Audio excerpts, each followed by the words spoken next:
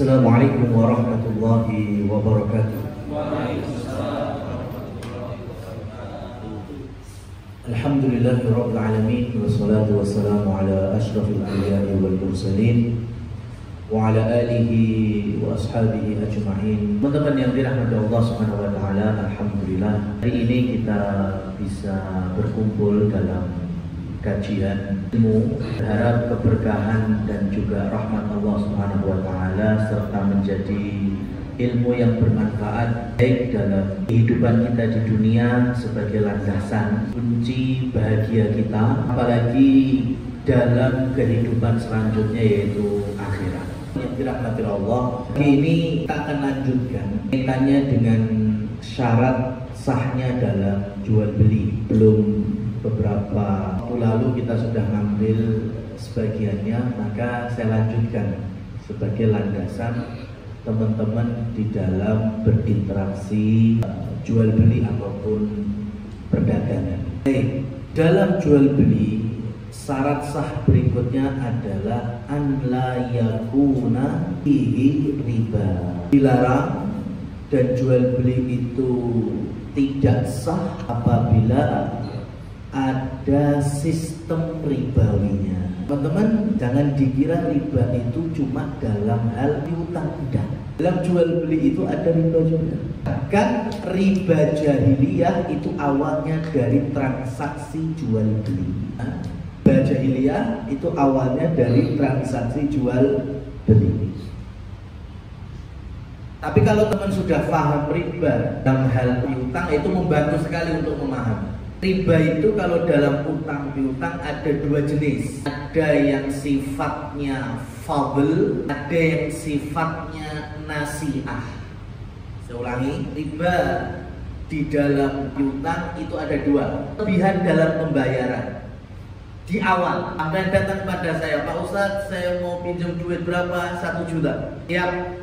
Tapi syaratnya kamu akan bayar nantinya 1.300.000. Nah, saya pinjamkan ke sampean 1 juta, tapi dari awal saya ngasih syarat kembalikan dengan sejumlah 1.300.000. Maka 300.000-nya ini yang disebut dengan riba dan jenisnya jenis fadl. Fadl itu bertambah dari awal. Nah, sudah disyaratkan dari awal. Pertama. Yang kedua, sampai datang, Pak Ustadz, saya mau pinjam duit berapa? 1 juta. Oke, ini tanggal berapa? Oh, ini tanggal 17 Juni. Saya pinjamkan. Kapan sanggup lunasi? Bulan depan, Pak Ustadz. Oke, 17 Juli saya akan tagih. Berjalanlah 1 bulan. 17 Juli saya tagih. Ayo Mas, lunasi. Wah, ngapunten Pak Ustadz, saya belum ada dananya. Oh iya sudah, kalau gitu tak kasih tenggang waktu. Mau tambahan berapa? 2 pekan, 3 pekan, atau sebulan? Tapi karena sampean sudah melanggar dari akad, maka ada dendanya, ada penaltinya, ada sanksinya. Mana itu? Oh banyak.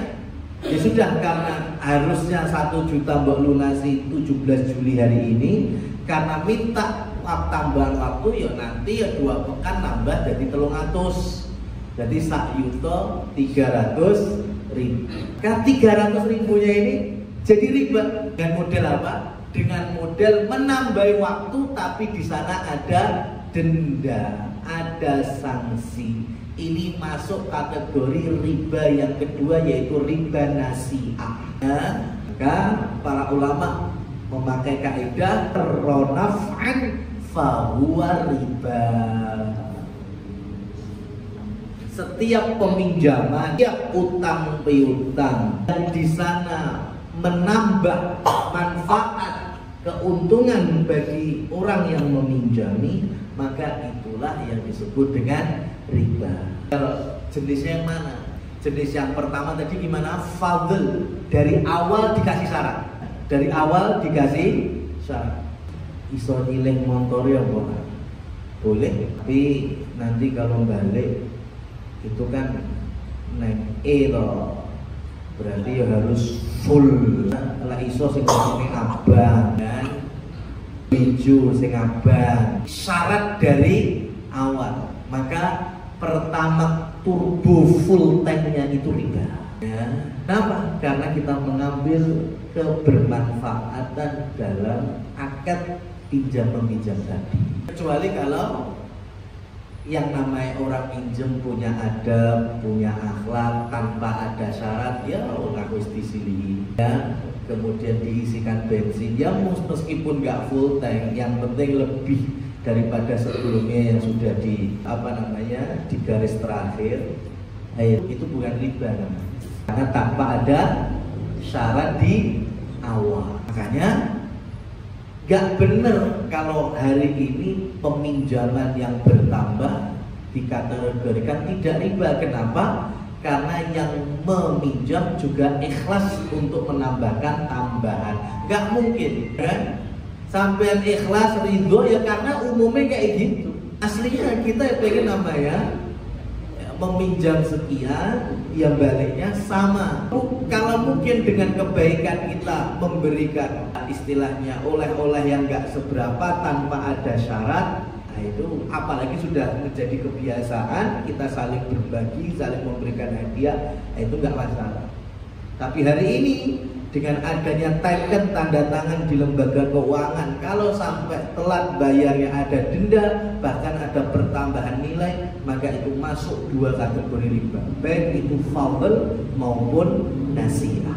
Paham ya? Ini kalau teman-teman yang dirahmati Allah, dalam jual beli juga sama ya. Dalam hal jual beli itu juga sama. Ada yang ribanya fadl, ada yang ribanya nasi'ah. Kalau fadl tadi gimana skemanya? Dari awal nambah sudah ada syarat. Kalau nasi'ah nambah tapi karena adanya apa? Denda, sanksi, ya, baik itu keterlambatan atau sejenis. Maka teman-teman, ini hari Selasa kemarin, Rebu, saya ada kajian di Sukoharjo. Jamaah bercerita, Pak Ustadz, alhamdulillah saudara kita yang sempat berangkat haji sudah balik. Alhamdulillah, ya gimana? Kita mau tilek, mengucapkan doa dan Pak Ustadz belum berani keluar rumah loh. Lu kenapa? Izin Ustadz. Lu kemarin hajinya cuma sampai Jeddah, bisa masuk Mekah, nggak bisa masuk, ya kan? Lu kenapa? Ditipu Pak Ustadz. Ternyata visa ziarah. Suami istri. Urung wani metu omah Mbak, karena pamitannya wis gede-gede, bahkan tetangga sudah Masya Allah bisa berangkat ya, daftar tahun ini juga berangkat tahun ini, sungguh keajaiban. Betul, berangkat tekan Jeddah ya. Karena ternyata visanya visa ziarah, bukan visa haji. Tipu sama travelnya, akhirnya balik tanpa bisa melaksanakan ibadah haji, umroh aja nggak bisa masuk Mekah.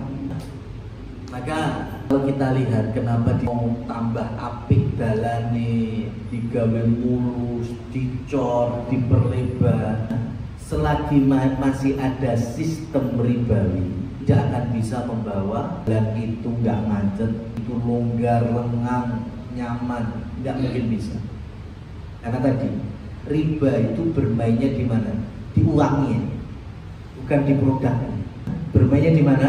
Money game-nya, bukan di produk. Sampai butuh HP, saya bakul HP, duit enek barang, no, di duitnya.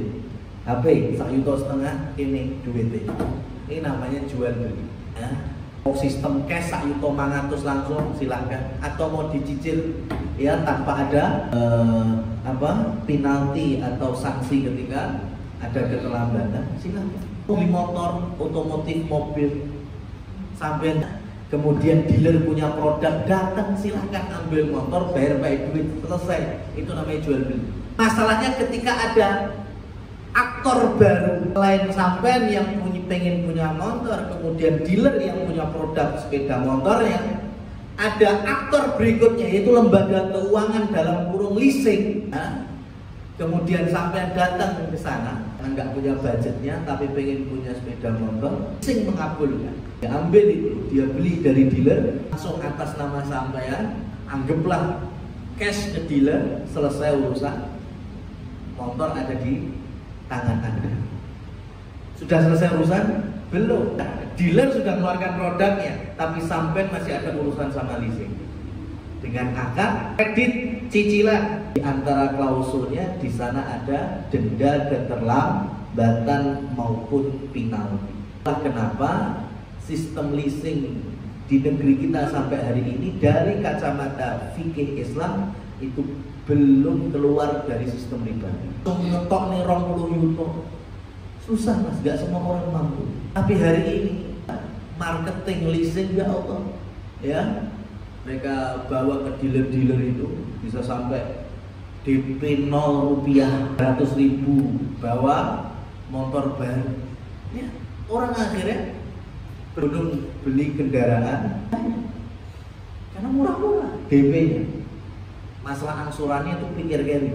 Yang penting bisa dapat Supra X itu kalau cash. Kalau kredit kan nyicil Supra Pink. Buh ping piro? Jadi 10, ping 15, bukan Supra X lagi tapi Supra Pink. Itu akhirnya bermainnya di situ. Riba itu mainnya di perputaran duitnya, bukan produk. Karena mau dibikin lebar sak jembarin dalan sih. Kalau masih ada model seperti ini dalam jual beli dan sistem kendaraan, bakal kita nggak macet. Itu urusan dunia, urusan laku neng dalan. Sekarang kalau urusannya ibadah, banyak tadi apa? Haji dan umroh. Ya, saya punya pengalaman di simbah buyut saya dulu, punya riwayat jatuh. Ya, sampai di salah satu waktu takdo Idul Fitri, semua sanak famili keluarga besar so kumpul. Nah itu masya Allah memacu kesehatannya bagus sekali saat itu boy. Simbah buyut saya itu berbakdo Idul Fitri tahun itu karena kumpul kabeh anak kadang dulur anak putu ponaan. Wah itu seger banget. Maka kemudian ditawari sama anak-anaknya apa berangkat haji mumpung tampak sehat walafiat. Ya wes rapopo baca. Dicari salah satu keluarga. Oke. Sawal daftar ya sasi ngarep angkat haji bisa. Kenapa? Karena saat itu punya budget. Nah, hari itu haji 20 juta punya duit daftar sasi ngarep tidak. Saat itu orang punya 20 juta. Ya susah. Hari itu emas 1 gramnya masih 90.000. Tapi mulai adanya dana talangan bubar dana talangan haji. Akhirnya orang cukup nyetor 5 juta awalnya itu sudah bisa dimasukkan daftar haji dan antrian. Akhirnya orang yang daripada 25-30 juta di awal berat 5 juta ringan, yang penting daftar di sini. Misalnya itu urusan lembaga keuangan. Kita tinggal. Apa yang terjadi? Banyak orang daftar semakin panjang, ada di dalam penyicilan itu tidak keluar dari sistem riba. Sampai urusan ibadah muslimin tidak bisa keluar dari riba. Akhirnya haji antriannya bisa 25 tahun, 30 tahun, 40 tahun. Apalagi kalau betul fik kerajaan Saudi Arabia memangkas 50% kuota haji Indonesia, itu bisa jadi 76 tahun dan antrian sampai daftar saya ini 2000 ya 129, masya Allah ya itu karena nggak usah panik karena adanya dana talangan dari lembaga keuangan. Sekarang umroh pun juga sama, orang bingung umroh ditalangi, brandnya gampang, marketingnya gampang, berangkat dulu bayar akhirat, berangkat dulu bayar setelah pulang. Mas, di antara adab safar dari baginda Nabi Muhammad SAW, adab kita bepergian jauh adalah melunasi hutang piutang. Adabnya kita safar itu melunasi hutang. Umrah itu bagian dari safar ibadah. Saya ini diajari safar buka utang. Konslet. Jangan tertarik dengan biro travel haji umroh yang model kayak gini. Berangkat duluan, bayar belakang. Itu nggak sesuai tuntunan dari baginda Nabi Muhammad SAW. Sudah, antum kalau belum ada budget berarti antum keluar dari definisi mampu untuk berangkat. Sudah, celeng se, umpluk se, ya. Kalau ada baru berangkat. Insya Allah itu lebih nyaman, lebih tenang. Jangan kemakan lamis-lamis ya, seperti itu Mas. Kapan lagi Anda ingin berangkat ke tanah suci kalau nggak sekarang? Sudah, kalau baru punya 5 juta, biar sisanya kami aja. Allah tidak nilai bangju pulang ya, teman yang dirahmati oleh Allah Subhanahu wa Ta'ala. Jadi riba itu senantiasa ada di sebelah kita, sampai dalam wilayah ibadah haji tadi. Makanya bisa menipu, berkhianat, termasuk korbannya di antara saudara kita yang nggak jauh dari sini, orang Sukoharjo. Kemana? Ini. Maka karena kita ada beririsan dengan jual beli dalam perusahaan ini, maka harus tahu ya, bahwa ada jenis riba dalam jual beli. Nah, dalam jual beli yang bisa masuk target riba, kalian harus hafal, yaitu varian dan item barang riba. Apa saja? Ini hadisnya Sahih Bukhari Muslim. Jadi betul-betul hadisnya bisa dijadikan acuan. Kata Rasul yang pertama, al-bidhah emas, al-fiddah bil-fiddah perak, wabil burri dan syair, ya, tepung. Kemudian buat tamur bin tamri, kurma. Yang keenam, al-bil malik, garam. Ya, sudah. Jadi ada 6 varian riba. Apa saja? Emas, perak, gandum, kemudian tepung, kemudian kurma, kemudian garam. Emas, perak dikiaskan nantinya dengan uang para ulama. Kemudian gandum, tepung, kurma, garam juga dikiaskan dengan bahan makanan pokok. 6 ini syarat dengan potensi riba dalam jualnya. Jual beli itu nggak mesti adanya barang dengan uang tok loh ya. Zaman dulu barter itu jual beli bukan, barang dengan barang itu juga jual beli ya. Yang pertama tadi yaitu riba fadl. Apa tadi? Menambah dari awal. Di dalam jual beli teman-teman, riba fadl itu jika 6 varian ini dengan satu jenisnya, emas dengan emas, kurma, tepung, gandum, bahan makanan pokok, contohnya beras dengan garam, ia ditukar dengan adanya penambahan kuantiti. Ini riba. Saya kasih gambar contohnya. Yang paling gampang umpamanya beras. Kasih contoh kurma bingung nanti. Beras. Sampean punya beras R62 menengah ya, punya 15 liter atau 15 kilo. Sampean pengen tukar dengan sing apik rojo lele, datang langsung ke toko beras R62 atau R64 saya 15 kilo, tolong ditukar dengan rojo lele 7 kilo atau mungkin rojo lele 5 kilo. Bisa jadi secara kualitas harganya sama ya, mungkin rojo lele 5 kilo mungkin namanya 50.000, R64 atau R62 15 kilo juga 50.000. Tapi kita nggak bicara kualitas harganya, tapi kuantitas barangnya yang sejenis. Beras rodo elek R64 15 kilo ditukar dengan beras apik rojo lele 5 kilo. Pertukaran inilah jual beli riba. Nggak boleh, haram hukumnya. Loh, saya pengen butuh beras 5 kilo rojo lele, ya sudah, bilang ke bakul berasnya tukunan saya R64 ini, sini 15 kilo, sini duitnya. Kalau toko beras yang mau ya sudah, saya beli itu 50.000, cekel duitnya. Baru selanjutnya lanjutkan akad beli rojo lele 5 kilo dengan duit 50.000. Itu yang sah, halal sesuai syariat. Adik riba itu sangat berdekatan antara yang haram riba dengan yang halal jual beli. Kalau pikirnya sampean pikir tanpa tuntunan les podo wae kan. Jadi apa itu rojo lele 5 kilo, tapi prosesnya yang seperti tadi hal. Tapi lek sampean dolse entuk duit dituku rojo lele itu yang halal. Itu riba fadl seperti itu. Jadi kalau ada nantinya calon konsumen bawa kurma kholas sing wis rodok garing sak dus gede, kemudian minta ke kasir, saya minta ajwa kotak kecil, barter dengan kholas kerdus gede.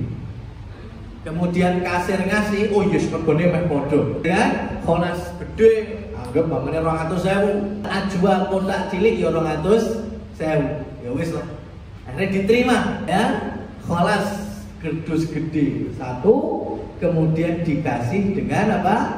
Ajwa box kecil satu. Ini riba, nggak boleh ya, ini riba fadl. Nah bagaimana? Ya beli dulu itu kholas satu dus gedenya itu berapa? 200.000 ya sudah, duit dicekel lagi tunggu box cilik ajwa. Kenapa? Karena kurma dengan kurma varian riba. Kalau ditukar dengan ada tambahan kuantitas, disitulah riba.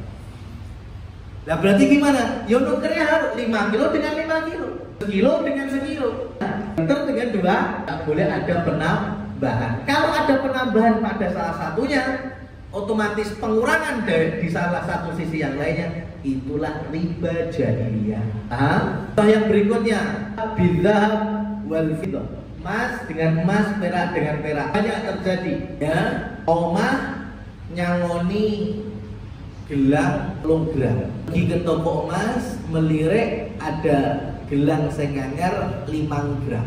Kemudian dengan mudahnya bagian saudara kita ke toko emasnya, saya tuker emas 3 gram ini untuk kemudian saya mau beli gelang baru 5 gram dengan tambahan duit berapa sekian. Ini riba, tidak boleh ya. Terus bagaimana? Jual dulu 3 gramnya, dapat duit, akan lanjutkan untuk beli gelang yang baru, mau 5 gram, mau 7 gram, mau silakan. Mau di toko emas yang sama atau pindah toko silakan. Jangan tukar tambah emas dan emas dengan adanya perbedaan, itu riba. Banyak itu. Mas alih-alih pecah, ya. Iki aslinya 2 gram, aku jaluk sing alian TT berapa? Enggak bisa kalau emas. Kenapa? Karena masuk varian apa? Riba. Emas dengan perak, item riba. Tidak boleh ada perbedaan dalam penukaran. Saya punya Astrea Grand Loro, ji dealernya mau boleh salah? Boleh. Loh, nggak mau beras yang anu oleh karena antara BIT dengan Astrea bukan barang ribawi. Dealernya gelem silakan. Sampai duwe HP mati kabeh 5, terus tuker ke saya dengan HP baru 1, lek saya mau nggak apa-apa. Bukan riba, bukan. Kenapa? Karena HP bukan item riba. Sehingga tukar menukarnya itu bebas dari kesepakatan saja. Tapi kalau 6 tadi, apa saja tadi? Emas, perak, gandum, tepung, ya, kurma, bahan makanan pokok dan garam, ini item riba. Nggak boleh ada penambahan. Kalau ada penambahannya, masuk riba jenis pertama apa? Riba fadl. Jadi nanti kalau ada orang bawa uyah gerasa saember gede, tak dong ijoli dengan apa? Himalaya jiwa sak botol di bawah kan ada. Nah itu kalau garam gerasa dengan Himalaya langsung dibarter, ini hukumnya haram, nggak boleh. Garam dengan garam varian riba. Di sini lah kenapa kalau sampean menjelang hari raya ingin mecah duit kan 1.000, sampean butuh 10.000 dan ngelirik ada jasa-jasa di pinggir jalan. Jenisnya macam pertama sampean bakal dikasih 10-an ribu 10, tapi sampean ngasihnya 120. Kayak ini riba. Kayak tadi, kayak beras ya, kayak emas, duit dikiaskan seperti emas. Nuker 100.000 10-an 10, tapi baik nuker orang terima 100.000 abang siji atau biru loro, tapi ada tambahan hijau siji 120, ini riba. Atau jenis jasa yang kedua, sampai ngelungi 100.000 pengen untuk 10.000-an, tapi orang nganti 10 untuk ekor songo, apa untuk ekor 8, berarti kan jadi berapa? 100.000 untuk 10.000 atau 90.000, itu juga riba fadil. Jadi kalau nuker 100.000 harus senilai 100.000 juga. 10-an berarti 10-an 10, 20-an berarti 20-an 5.000-an kan penting harus 100.000 juga. Nah, kalau ada penambahan di sana, itulah ribanya. Kategori yang berapa? Yang pertama yaitu riba fadl. Kayak yang nomor 1 ini dulu, nasihatnya kita lanjutkan pertemuan berikutnya ya, biar gak pusing ya, biar gak bulat di benak teman-teman semuanya, biar bisa memahami secara perlahan-lahan sehingga lebih bakoh, lebih bisa dimengerti dengan baik. Wallahu a'lam bishawab. Kami cukupkan materinya, kami kembalikan ke teman moderator, barangkali ada kawan yang mau bertanya. Silakan yang mau bertanya. Bismillahirrahmanirrahim. Assalamualaikum warahmatullahi wabarakatuh. Waalaikumsalam. Ustaz, saya mau bertanya yang pertama mengenai pertukaran pada saat musim jamaah pulang haji ini rame penukaran uang real. Apakah jasa money changer atau mungkin pertukaran mata uang antar negara itu juga masuk dalam kategori yang Ustaz sebutkan? Jadi contohnya kan bagaimana dengan antar valuta, itu yang pertama. Yang kedua kaitan dengan kurma. Dalam praktek kita itu ada transaksi kita dengan customer itu jual beli kurma. Salah satunya pembayaran dengan sistem barter. Nah, pada saat transaksi di awal, kita tahu transaksinya ada beberapa macam kurma yang pada saat sudah jatuh tempo pembayaran tidak bisa dipenuhi. Customer membayar dengan kurma yang berbeda, ada nilai rupiah yang berbeda juga. Nah, apakah transaksi semacam ini masuk dalam kategori riba fadl? Dan bagaimana solusi mensiasati transaksi seperti ini? Terima kasih. Baik, barakallahu fiik. Ini pertanyaannya ini yang kedua, itu yang penjelasan saya tadi. Soal yang kedua itu kurma kemudian kurma lagi nggak bisa. Solusinya sama persis kayak tadi, duitkan dulu.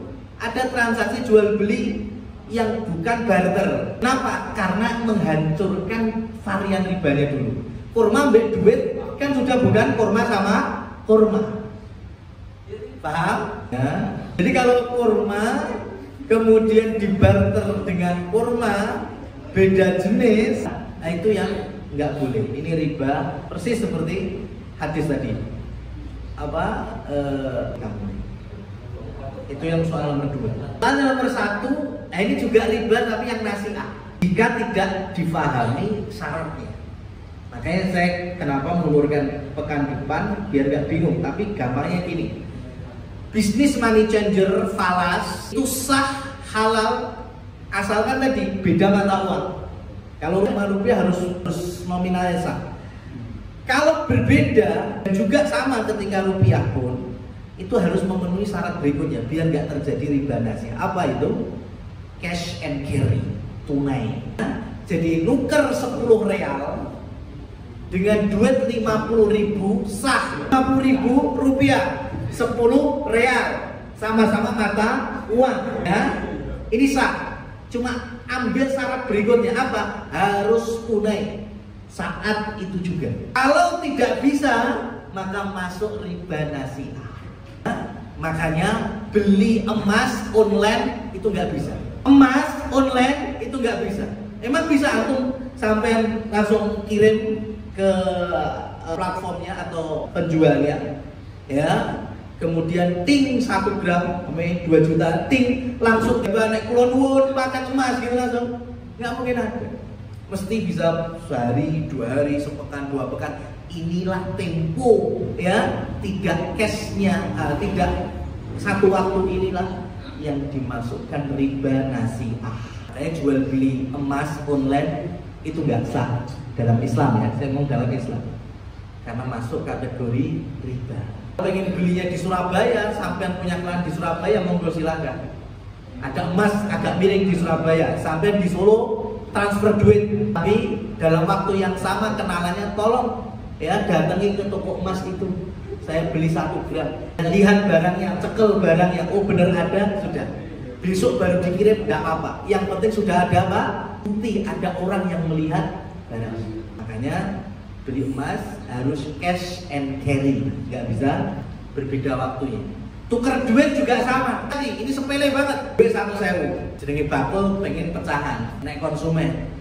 Waduh, nyusui. Butuh 70.000. Kira ke teman, jual berapa? 20-an, 10-an. Gak duit. Sakit. Duit 10.000. Berarti berapa? 60.000. Ya wes lah apa-apa, 40 gampang. Ini riba nasi'ah. Gak boleh nuker duit nggak selesai saat itu. Terus gimana saat angel lo? Gampang, rubah akadnya. Jangan tukar-tukeran, tapi utang piutang. Wes di swidakmu tak utang saya. Engko bar salat engko sore tak apa sesuk tak bayar. Nanti kan 50 sama 10-an ribunya itu sah ada pada diri kita karena akad utang piutang. Wis arep tinggo nyusui, arep tinggo apa bebas, sesuk balekno swidak. Tapi kalau model tukeran tadi 100.000 tapi kur dijupuk swidak 40 gampang, ini riba nasi'ah. Maka kembali lagi falas money changer, kalau di outletnya ngasih 10 real langsung itu 50.000 itu boleh dan tidak riba. Wallahu a'lam. Assalamualaikum warahmatullahi wabarakatuh. Beberapa hal, yang pertama terkait utang. Jadi dulu pernah disampaikan ketika orang yang memberikan hutang itu memiliki kewajiban untuk mengingatkan. Cuma dalam proses utang piutang itu tidak disebutkan jatuh temponya. Jadi yang memberi hutang itu pokoknya dia cuma memberikan hutang, jadi nggak memberikan jatuh tempo. Yang pertama itu nanti apakah dia masih terkena pun terkait harus mengingatkan tadi atau enggak. Yang kedua terkait mungkin agak sedikit ramai di kalangan kita terkait tadi disampaikan tukar mata uang rupiah itu. Kalau kasusnya itu kita tukar ke dolar atau mungkin real, pakai mungkin ketika kebutuhan mau keluar negeri, karena di sana pakai mata uangnya uang tersebut. Kemudian ketika kita kembali ke Indonesia, terus ternyata uang itu sisa dan ternyata nilai mata rupiahnya itu menurun. Itu bagaimana kita menyikapi uang sisa tersebut? Karena kan di sini mungkin tidak bisa digunakan itu, otomatis kan harus ditukarkan lagi. Kalau ditukarkan lagi otomatis kan ada penambahan karena nilainya yang berubah itu. Itu bagaimana? Apakah kita tetap tukar atau mungkin uangnya kita abaikan? Terus yang terakhir kayak kurma tadi, mungkin kan karena kurma nominalnya besar, otomatis kita nggak punya uangnya gitu. Kalau kita menyiasatinya yaudah, karena kualitasnya harganya mungkin sekitar ratusan juta, tapi kita sebagai kita jual mungkin 10.000 gitu. Jadi nggak sesuai harga nominal, untuk menyiasati biar terjadi jual beli gitu. Apakah itu boleh atau tidak? Jawab random ya. Terkait dengan tadi, bagaimana mensiasati duit ketika kita pulang dari luar negeri, bebas mau tetap dipegang buat oleh-oleh, jangan silakan. Ada perbedaan nominal atau kurs, dia jelas. Asalkan satu waktu, satu majelis ditukernya, itu boleh. Yang riba kalau sudah beda majelis, sudah sistem online, transfer, nah itu tidak boleh. Harus betul-betul cash and carry saat itu pula. Money changer, falas itu ke outletnya langsung. Nah itu kalau nanti ada pengurangan atau penambahan wajar masuk rupiah dengan yang lainnya berbeda. Yang penting apa? Saat itu pula. Jangan mau dijanjikan. Oh saya terima dulu nanti 2 jam lagi ya kesini Pak ya. Oh ya sudah saya 2 jam lagi kesini dengan bawa duit ini. Bukan saya serahkan sekarang. Paham? Kalau dijanjikan baru ada 2 jam lagi, bawa lagi duit sampean. Silahkan keluar dulu, mau makan bakso dulu, mie ayam dulu, enggak apa-apa. 2 jam lagi datang, bawa duit yang mau ditukar. Yang penting harus dalam satu apa? Majelis, biar tidak terjadi riba. Itu. Yang kedua, masalah kurma tadi. Ya, masalah kurma tadi, kalau memang mau ada pertukaran dengan duit, monggo silakan. Kur 10.000 tok ya monggo. Ya, jatuhnya mau rugi enggak apa-apa. Yang penting jangan kurma dengan kurma. Kalau beratnya tidak sama, meskipun kualitasnya siji apik siji ora. Silakan mau ditukar dengan duit dulu enggak apa-apa, atau diajak ngomong dulu Mas, wis dolo ning diwe terserah, nanti yang penting sampai sini duit dulu wae. Monggo silakan. Ya bisa kalau untuk menghancurkan biar tidak menjadi item ribawi, kurma dengan duit silakan. Yang ketiga terkait dengan lendangan atau pedotan, maka saya sarankan teman-teman jangan ada transaksi yang sistemnya kayak gini. Nggak enak gila, di belakangnya nggak enak. Memang terkesan murah. Teman, meskipun yo model-model koyong ini ya, saya pribadi itu sudah banyak nawari kendaraan. Nah, jangankan pedotan, bahkan yang plat merah setelah dipajeki itu pernah ditawarkan saya, baik roda 2 maupun roda 4. Biasanya beda daerah, DPRD Bali kan, atau miliknya Kombes mana ya, NTB gitu. Itu pernah Ustaz, gimana Ustaz? Masalah pajak sudah kita aja yang ngurus nanti, nggak apa-apa ya. Lah terus saya ini mengajarkan kebaikan, lah terus nomor terus jur piye Mas ya. Itu salah satu ujian kayak gitu. Itu bisa 30% dari harga asli. Kita dulu masih grace miliknya DPRD Bali, HRV, cuma suruh bayar 80 juta. Coba ya. Itu kalau kita tidak punya pondasi dalam agama, apalagi kalau bicara oknum, wes gampang, STNK kayak golek, selendangan, gampang. Makanya saran kami jangan beli yang beririsan dengan tadi. Pedotan, selendangan, apapun istilahnya. Karena meskipun kita nggak tahu, tapi kemudian akhirnya kita dapat dampaknya, emangnya nggak tenang. Padahal kita itu pengen hidup itu tenang, nyaman. Itu ya. Apalagi tadi. Hutang memang harus diingat nih Mas. Ini makanya tolong ayat terpanjang dalam Al-Quran itu ayat utang piutang. Jika kalian ada akad utang piutang, catat. Gunanya apa? Untuk memberikan peringatan. Temponya kapan? Jangan kemudian bermudah-mudahan, akhirnya malah sing diutangi luwih galak timbang sing ngutang. Hutang dalam syariat itu mubah untuk kebutuhan hidup, bukan gaya hidup. Itu yang pertama. Nabi perang hutang pernah, tapi untuk apa? Untuk gantung dapur ngebul di rumah beliau. Utang buat impor itu kan, utang buat gaya itu nggak masuk dalam syariat. Tapi kalau untuk kebutuhan boleh. Tapi tadi dicatat supaya ada klausul temporary-nya kapan. Kalau nggak ada, maka si yang menghutangi itu berhak untuk mengingatkan. Memang harus diingatkan. Ini sebagai bentuk perhatian kita supaya nanti urusan di akhiratnya malah gak dodo. Jangankan di akhirat, di kuburan masih panas. Dan saya kasih peringatan bagi teman-teman. Meskipun di lembaga keuangan Indonesia itu diputihkan, lembaga aktif, rokib, mungkar, nakir tidak bisa diputihkan. Saya balani, meskipun lembaga keuangan Indonesia mati utang piutang diputihkan, tapi dalam bukunya atid, rokib, mungkar, nakir tidak bisa dibuktikan. Sampai bisa selamat di lembaga keuangan dunia, tapi di alam barzah panas itu tetap dirasakan. Jangan berhutang untuk gaya, bukan untuk kebutuhan. Wallahu a'lam. Kalau akadnya hutang, Ustaz. Oh iya, Akadnya hutang. Ya. Kan tadi jual beli. Ya, Tapi kalau hutang, transaksinya hutang, hutang apa kelas, Ya. bayar sekali, ya, kan nilainya berbeda, kuantitinya kan berbeda karena kualitasnya berbeda. Tapi akadnya hutang itu dimungkinkan nggak? kalau ini sudah bukan akad hutang. Iya, makanya kalau hutang saya kasih solusi nih. Kalau hutang gini, kan yang penting perusahaan juga pengen balik kan? Kan bayarnya tempo kan soalnya. Lah iya, apalagi tempo, kalau pengen nasihat, untuk apa ribanya? Makanya saya jelaskan ini. Kalau pengen pakai akad hutang, nggak apa-apa. Tapi gini solusi. Kan tadi kan intinya orangnya punya hutang tapi kan belum bisa bayar. Cuma dia punya produk kurma, ya kan?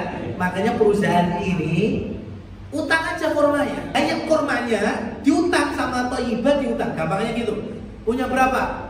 1 ton. Sini tak utang 1 ton. Kemudian dari Thayyibah dijual. Jual kan? Laku kan? Sudah, utangnya tadi umpamanya 1 ton senilai berapa? Anggap umpamanya 100 juta. Wes, 100 jutanya kasih orangnya tadi. Orangnya tadi, utangnya piro 90 juta. Ya memang harus seperti itu. Kalau pengen ngambil potong kopasnya jatuhnya riba. Itu kalau pengen pakai ayat, kita cukupkan. Insya yang masih ada pertanyaan bisa kita lanjutkan pekan depan. Demikian materi yang disampaikan.